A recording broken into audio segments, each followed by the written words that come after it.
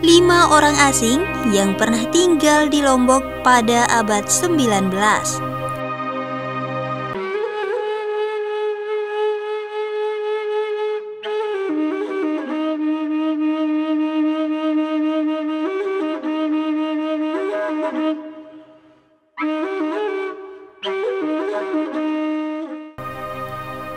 Sejak dahulu kala, Lombok kerap kali dikunjungi oleh orang asing.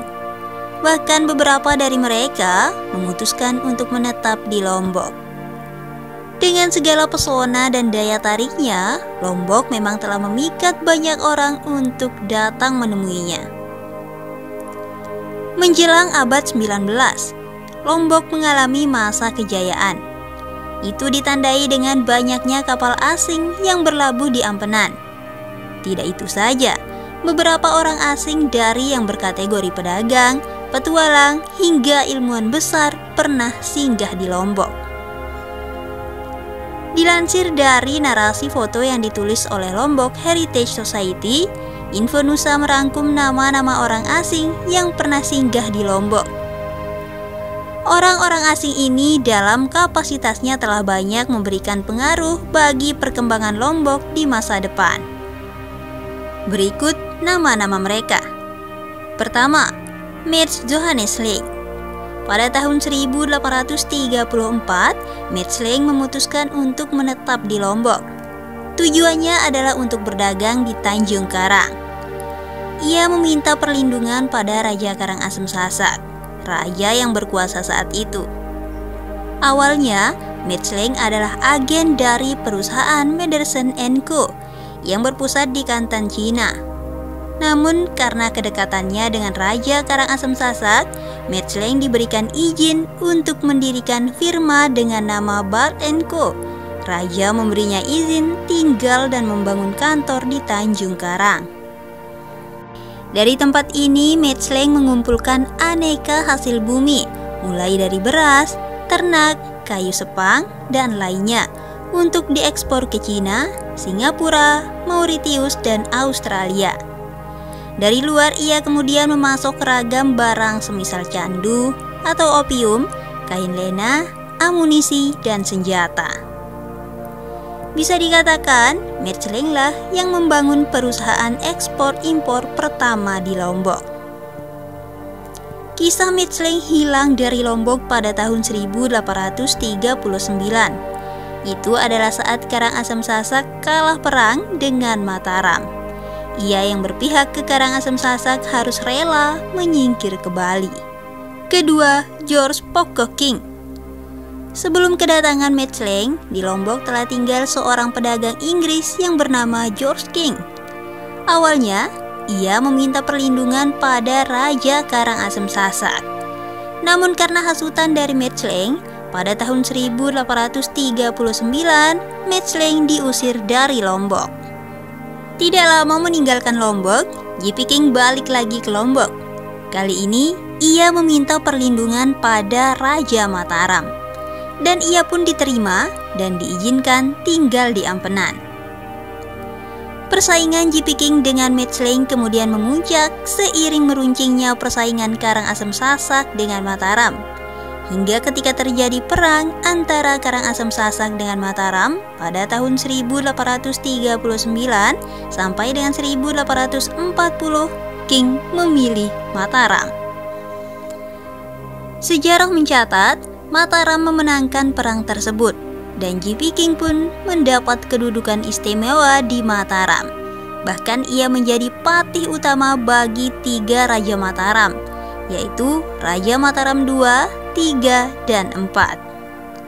Saat hubungan Belanda dan Mataram memanas, Belanda memaksa Mataram untuk tidak berhubungan dengan orang Inggris termasuk J.P. King. Sadar posisinya terjepit, J.P. King akhirnya memutuskan meninggalkan Lombok untuk menuju Kalimantan. Ketiga, Heinrich Zollinger. Heinrich Zollinger adalah seorang ilmuwan berkebangsaan Swiss, datang ke Lombok pada tahun 1847. Melalui laporan dan penelitiannya lah dunia luar banyak mengenal Lombok. Dan banyak ahli sejarah berpendapat hanya Zollinger-lah yang mampu menggambarkan keadaan Lombok abad 19 dengan sangat detail dan lengkap.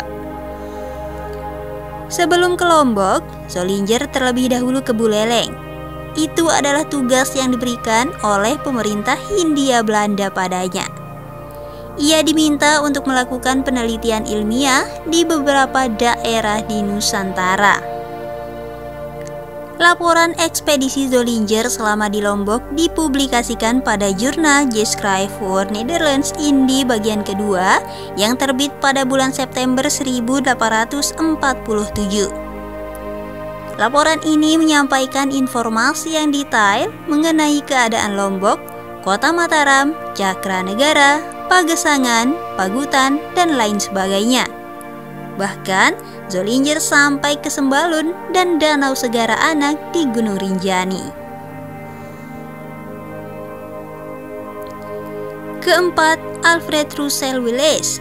Dalam buku Malay Archipelago yang ditulis sendiri oleh Wallace, ia menceritakan kedatangannya ke Lombok pada tahun 1856. Wallace oleh dunia dikenal sebagai seorang naturalis, penjelajah, geografer, antropolog, dan ahli biologi. Penelitian-penelitian yang dilakukan Wallace oleh Charles Darwin digunakan untuk menyusun teori evolusi yang terkenal itu.